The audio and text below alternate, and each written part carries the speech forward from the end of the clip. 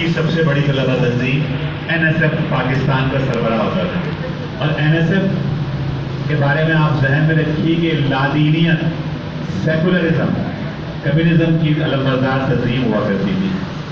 ان کا عقیدہ یہ تھا کہ کوئی دین نہیں ہے، کوئی اسلام نہیں ہے، بس یہ دنیا ہے، اس دنیا کے اندر آپ جو کچھ کر رہے ہیں اس کا بدلہ آپ نہیں، آخرت واخرت قرآن کی سب بیکار کی باتیں ہیں۔ نعوذ باللہ۔ ایک ایسی تنظیم کے پاکستان کے صدر، چھوٹے موٹے کارکنی پاکستان کے صدر، اس زمانے میں ایوب خان کے خلاف NSF نے تحریک چلائی، اس تحریک میں آپ کو بولیں گے، آپ کو پتا یاد ہے جب وہ تھی نا الیکشن ہو رہے تھے تب میں نے نعرے لگایا تھا، آپ کو پورے میں ڈانٹ کیا اتنے ایگریسو منور صاحب یہ 24-25 سال کا نوجوان اتنا ایگریسو ہوا کرتا تھا۔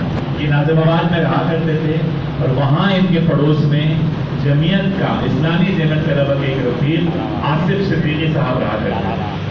آصف صدیقی صاحب کے ذہن میں وہ بات آئی کہ وہ جو نبی کریم صلی اللہ علیہ وسلم کی دعا ہے نا کہ یا اللہ دونوں عمروں میں سے، عمر بن خطاب یا عمر بن حکم جو ابو جہل جس کا نام ہے، ان دونوں میں سے کسی ایک کو مسلمان کر دے، کیونکہ ان میں سے کوئی بھی مسلمان ہوگا تو اسلام کو تقویت ملے گی۔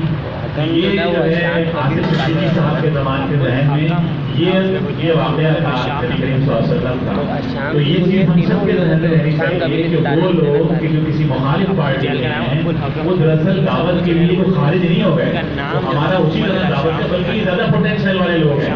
اگر کوئی شخص MQM میں ہے، کوئی شخص PTI میں ہے، کوئی شخص نون میں ہے، یہ زیادہ پوٹینشیل رکھنے والے لوگ ہیں کہ یہ نکلتے ہیں، ہمیں ان کو اپنا ہدف بنانا چاہیے، ان کو اپنا ٹارگٹ بنانا چاہیے۔ خیر، تو آصف صدیقی صاحب کے پڑوس تھا، اور آصف صدیقی صاحب کو یہ بات معلوم تھی۔ اچھا، اس پورے واقعے کے راوی منور حسن صاحب کو رہے، میں نے خود ان کے کانوں سے یہ سنا ہے، اپنے کانوں سے یہ سنا ہے۔ تو آصف صدیقی صاحب نے یہ پلان کیا کہ یہ جو نوجوان ہے 24-25 سال کا، اس کو شامی کباب بہت پسند ہے، منور صاحب کو شامی کباب بہت پسند ہے۔ انہوں نے خاص طور پہ شامی کباب بنوائے، اور شامی کباب بنوا کر چائے پہ منور حسن صاحب کو بلایا کہ میں چاہتا ہوں کہ آپ آئیں اور میرے ساتھ چائے پئیں۔ منور صاحب گئے ان کے پاس، شامی کباب تناول کیے، شامی کباب پیش کیے گئے، بڑے شوق سے کھائے۔ اس کے بعد انہوں نے خطبات اور دینیات منور صاحب کے حوالے کی، تو منور صاحب ہنستے ہوئے کہا کرتے تھے کہ ہمیں تو وہ شامی کباب بڑے مہنگے پڑے، کیونکہ آج تک جو ہے نا۔ پھر اس کے بعد وقت آگے بڑھا، منور صاحب جو ہے وہ اپنا آہستہ آہستہ وہ آصف صدیقی صاحب جیسے نامعلوم کارکن، آپ دیکھیے کہ آصف صدیقی صاحب کو ہم میں سے کوئی بھی نہیں جانتا، میرے ذہن میں ان کا نام صرف اس لیے رہ گیا کہ منور صاحب کی زبانی سنا ہے، لیکن اس کارکن کی پروڈکٹ سید منور حسن، وہ کارکن وہ جمعیت کے شاید رکن بھی کبھی نہیں بنے، رفیق ہی رہے اور رفاقت کی حیثیت سے فارغ ہوئے، لیکن منور صاحب ان کا تذکرہ بڑے احترام سے کیا کرتے تھے، بڑی محبت سے کیا کرتے تھے کہ کس طرح اس شخص نے ایک آدمی کو ڈھونڈا۔ یہ نہیں کہ آئی تو NSF کا صدر ہے، میں نے اس سے کیا لینا ہے، اس نے کیا کرنا ہے، یہ بعض اوقات ہمارا رویہ ہو جاتا ہے۔ یاد رکھیے دائی کے حوالے سے کہ اس کے لیے تو وہ تو ایک پانی کی طرح ہوتا ہے، بارش ہر جگہ برستی ہے، بارش مختلف جگہوں پہ نہیں برستی، اس کے لیے کوئی غیر نہیں ہے، اس کے لیے کوئی مسلم لیگ فنکشنل والا ہو، کوئی پیپلز پارٹی والا ہو، کوئی PTI والا ہو، کوئی ہندو ہو، کوئی مسلم ہو، کوئی عیسائی ہو، سکھ ہو، سب برابر ہے اس کے لیے، وہ سب کے اوپر برابر اپنی بارش کی طرح برستا ہے۔ تو یہ آصف صدیقی صاحب کا ایک کارنامہ تھا، جہاں منور صاحب کو یاد کرنا ہے، وہاں منور صاحب کو جن صاحب نے دریافت کیا تھا، کیا پتا ہم میں سے ہم جب بات کریں، ہم کسی کو خطبات دیں، کسی کو دینیات دیں، کوئی کتاب دیں، تو کیا پتا ہم میں سے کون فرد کسی منور حسن کو دریافت کرنے میں کامیاب ہو جائے۔ ظاہر منور حسن صاحب نے اس کے بعد جو کام بھی کیا اسے آصف صدیقی صاحب کے نامہ اعمال میں درج ہوا ہوگا۔ خیر، اس کے بعد منور صاحب جو ہے وہ باقاعدہ انہوں نے NSF چھوڑ دی، آہستہ آہستہ ان کا ذہن تبدیل ہوتا چلا گیا اور اسلامی جمعیت طلبہ میں شامل ہو گئے، اور پھر اسلامی جمعیت طلبہ میں آپ یہ دیکھیے کہ 2-3 سال کے عرصے میں وہ ناظم اعلیٰ بن گئے، پورے پاکستان کے ناظم اعلیٰ بن گئے، یعنی ایک نیا کارکن۔ بعض اوقات یہ بات ملتی ہے کہ ناظم بنانے کی کیا ضرورت ہے، اسلامی جمعیت طلبہ پاکستان نے ایک نئے کارکن کو اپنا ناظم اعلیٰ بنا دیا۔ تحریکوں میں نیا اور پرانا کوئی نہیں ہوتا، یہ بات یاد رکھیے، तहरीकों में नया और पुराना कोई नहीं होता, तहरीकों में सीनियर और जूनियर कोई नहीं होता, तहरीकों में काम करने वाला जो वक्त दे रहा है और जो लोगों से राब्ते रख रहा है वो सीनियर है, वो आगे आता है। तो मुनव्वर साहब अपनी इस क्वालिटी की बुनियाद पर कि लोगों से उनका ताल्लुक, और ये ताल्लुक उनका आखिर दम तक रहा लोगों से, जिन्हें उनके जनाजे में ताज हैदर, पीपल्स पार्टी के मिराज मोहम्मद खान, इस तरह के लोग जो बिल्कुल कम्युनिस्ट हैं, दहरिये हैं, अपने आप को एलानिया दहरिया कहते हैं, वो भी उनकी आदत को आए, उनके जनाजे में शरीक हुए। खैर उसके बाद 70 आया, 70 के बाद वो जमात इस्लामी में शामिल हो गए।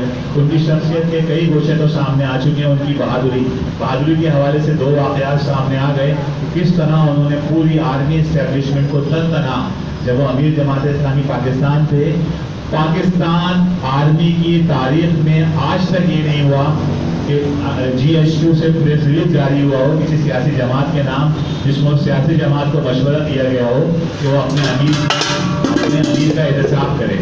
लेकिन मुनव्वर साहब ने जिस वक्त ये कहा, मुनव्वर साहब ने इस वक्त एलानिया ये कहा कि जो अमरीकी फौजी के साथ लड़ रहा है उसकी शहादत सवालिया निशान है, इसके ऊपर उलमा को फैसला करना चाहिए। तो पूरी आर्मी में, पूरे पाकिस्तान में खलबली मच गई।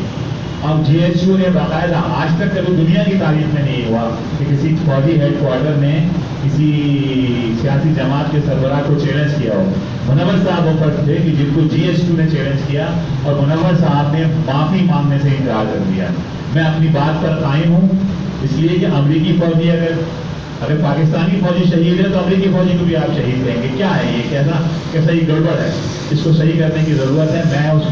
मेरे जहन में ये है कि जो अमेरिका के साथ लड़ रहा है, अमरीकी मफादात के लिए लड़ रहा है, वो शहीद नहीं है। फिर 1987-88 के हालात में ये बात बताई गई, बाकायदा कराची की जो इंतज़ामिया है उसने जमात इस्लामी से रब्ता किया और ये बताया कि सैयद मुनव्वर हसन जो हैं आपके नायब अमीर थे उस वक्त, ये दरअसल दहशत गर्दों की हिट लिस्ट पर हैं। इनका नाम जो है वो 9-0 पे तय किया गया है कि इनको मार देना है। इसके लिए बाकायदा लड़कों का तकर्रुर हुआ है। तो मुनव्वर हसन साहब के लिए कोई स्पेशल सिक्योरिटी का बंदोबस्त किया जाए या फिर आप हमें बताइए, हम अपने 4 जवान जो है अपनी एक गाड़ी उनके साथ करते हैं। मुनव्वर साहब, प्रोफेसर गफूर अहमद और महमूद आजम फारूकी, ये 3 अफराद थे ये जिनकी बाकायदा हिट लिस्ट पे नाम था। और बाकायदा एक फर्द ने आके मुनव्वर साहब के ड्राइवर को भी इसमें शरीक किया कि मेरी जिम्मेदारी लगाई गई है, तो मुनव्वर साहब से कहो कि आगे पीछे होते रहें। मुनव्वर साहब को जमात इस्लामी कराची की शूरा में ये बात हुई कि भाई आप 3 लोग हिट लिस्ट पर हैं और आपके बारे में तकरीबन तय है कि आप जो है आपको उड़ा दिया जाएगा या उड़ाने की कोशिश की जाएगी, तो हम आपको जो है सिक्योरिटी फराहम करते हैं। लेकिन मुनव्वर साहब ने उस वक्त ये कहा और गफूर साहब ने भी इसकी तौसीक की और महमूद आजम फारूकी साहब ने कि जो सिक्योरिटी जमात इस्लामी के एक आम कारकुन को हासिल होगी वही सिक्योरिटी जमात इस्लामी की लीडरशिप को। जमात इस्लामी में हर एक कारकुन है, ये मुमकिन नहीं है कि हमारी लीडरशिप जो है वो 4 जनमैन के उसमें है। जितनी सिक्योरिटी आम कारकुन को होगी उतनी ही सिक्योरिटी जमात इस्लामी कराची की लीडरशिप को होगी।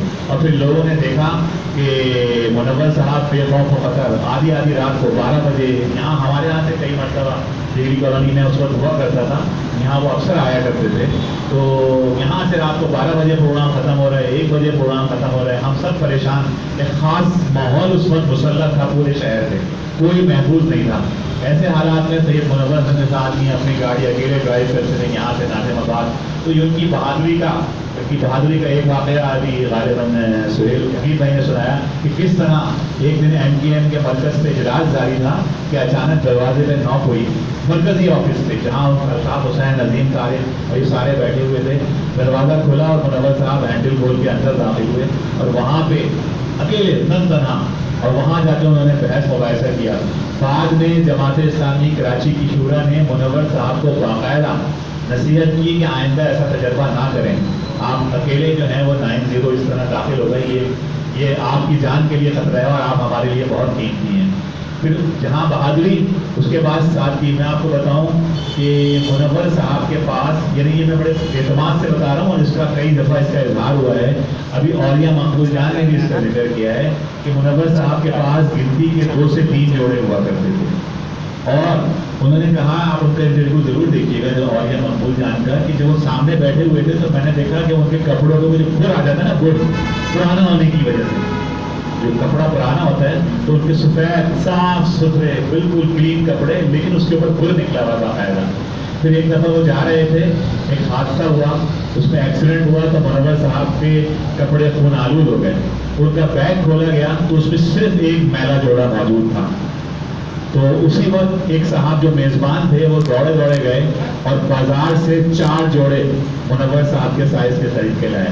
मुनव्वर साहब की जैसे कि अभी जिक्र किया सुहेल भाई ने, वेट बहुत ज़्यादा थी, मजाक बहुत करते थे और बहुत शाइस्ता और बहुत शुस्ता मजाक। तो मुनव्वर साहब ने कहा कि देखिए मुझे तो एक जोड़े की जगह 4 जोड़े मिल गए।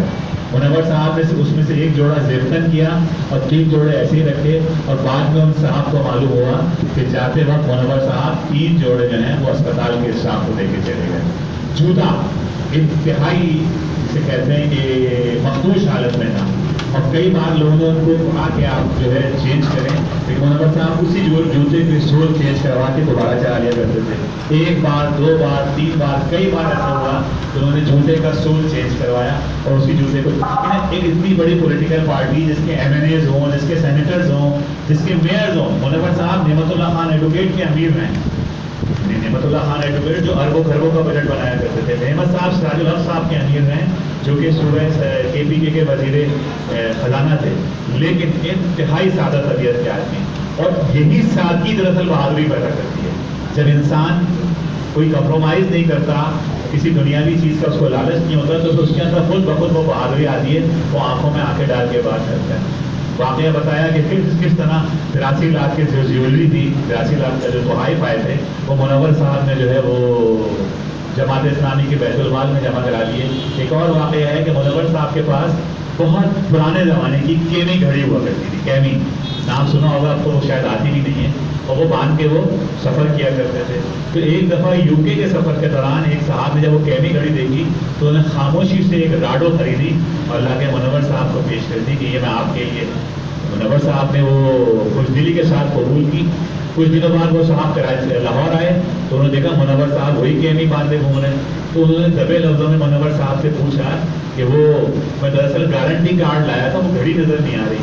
मुनव्वर साहब ने कहा वो तो आपने अमीर जमात इस्लामी पाकिस्तान को दी थी, तो वो तो मैंने जमात इस्लामी के बैतुल माल में जमा करा दी, वो आपने सैयद मुनव्वर हसन को नहीं दी थी। इसी तरह का एक और वाक़या है कि एक साहब ने मुनव्वर साहब को, एक बड़े दौलतमंद आदमी हैं, उन्होंने खुद मुझे ये बात बताई कि मैंने मुनव्वर साहब को गाड़ी पेश की।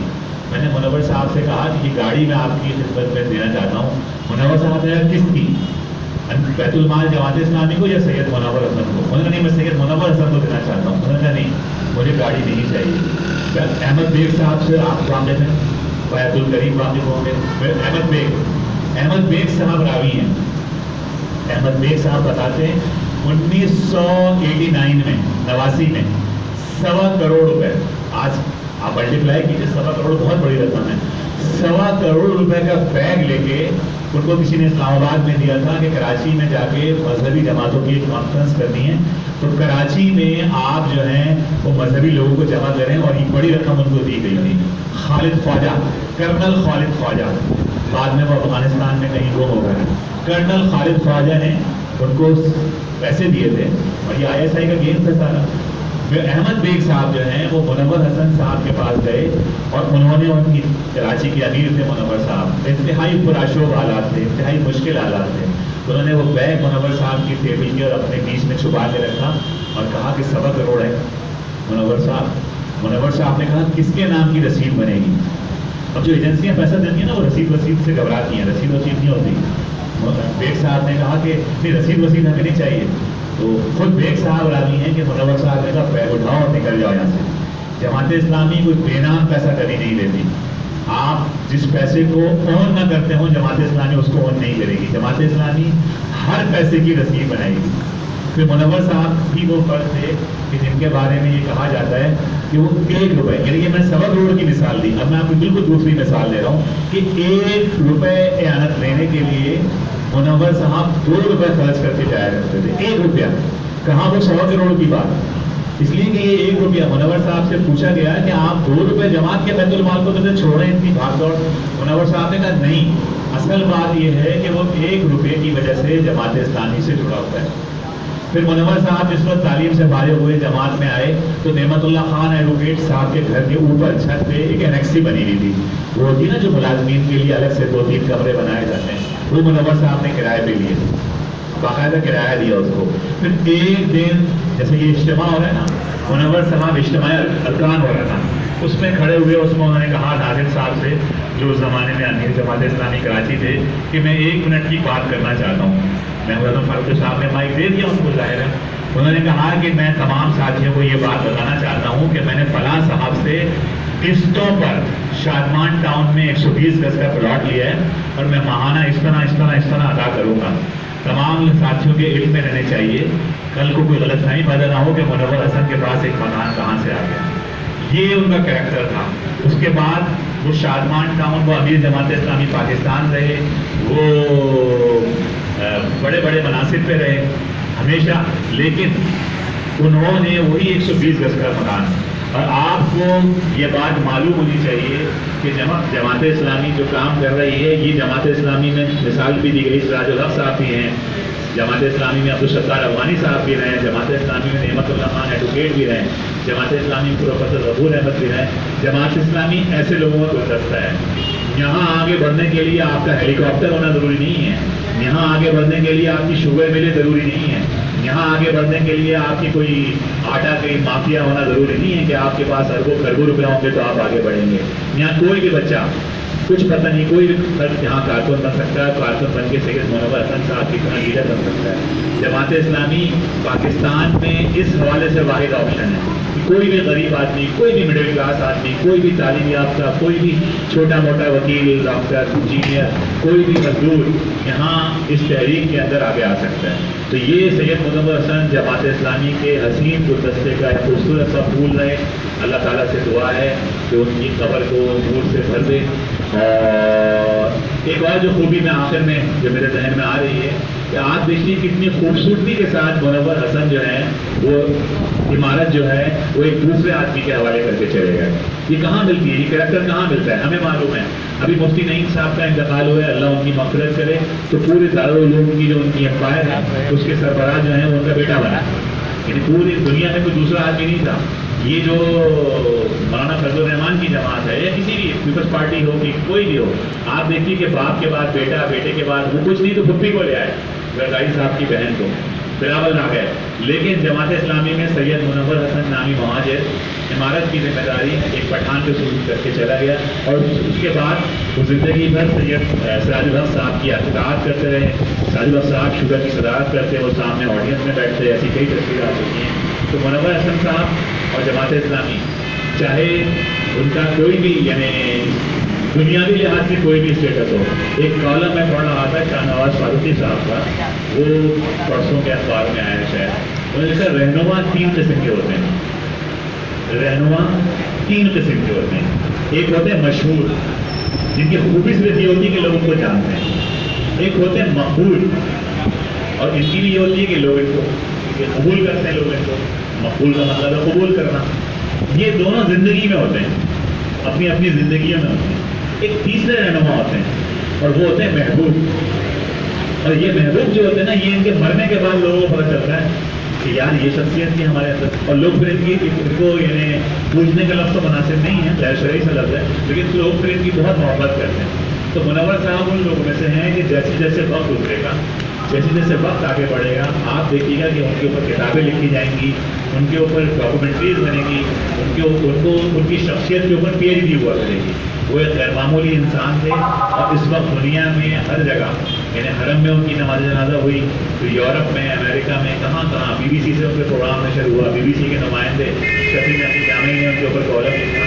یہ چیز اب بڑھتی چلی جائے گی. آپ کو معلوم ہوگا کہ وقت جو ہے وہ بہت بڑا فیصلہ کرنے والا ہے. ایک آخری بات میں آپ کو بتاؤں جو میرا پرسنل، میں دبئی میں تھا، اور دبئی میں جماعت اسلامی اس وقت الیکشن ہاری تھی 2013 کے. تو مجھ سے دبئی میں جو جیو کا نمائندہ ہے صفت حسن، کہ دبئی میں ہماری بھی چھوٹی موٹی سرکاری ذمہ داری تھی پاکستان ایسوسیشن دبئی کے حوالے سے. تو وہاں پہ اس نے مجھ سے کہا کہ، اور یہ ہم سب کے لیے بڑا امپورٹنٹ ہے، ہم سب کے لیے، یہ ہم سب اس تجربے سے گزرے ہیں، ہمیں دیکھنا ہوگا. تو اس نے مجھ سے کہا کیا بیکار سے آدمی ہیں، 4 सीटें हैं तुम्हारी, वो 4 सीटें भी 2 एक आध तीर में मिल गई, ये वो स्वामी में मिली है, एक कराची में मिल गई, ये क्या तुम्हारी सियासत है? अल्ताफ हुसैन को देखो। तो मैंने उससे एक बात कही, इत्तेफाक में बस वो मुझे सूझ गई उस वक्त बात। अच्छी बात भरी महफिल में हो रही थी, एक टेबल पे 12-15 साहब बैठे हुए थे, मैं भी मौजूद था। मैंने कहा मुझे एक बात बताओ, एक आदमी है सैयद मुनव्वर हसन जो कराची से 5 मरतबा इलेक्शन हार चुका है। मुनव्वर साहब ने 5 इलेक्शन हारे कराची से। दूसरा आदमी अल्ताफ हुसैन जिसके कहने पर 40 से 50 सीटें ऊपर नीचे होती हैं, ऐसा था ना कराची में, एक इलेक्शन में नहीं, 2 इलेक्शन में नहीं, जो कहता है खड़े हो जाओ लोग खड़े हो जाते, जो कहता है बैठ जाओ लोग बैठ जाते हैं।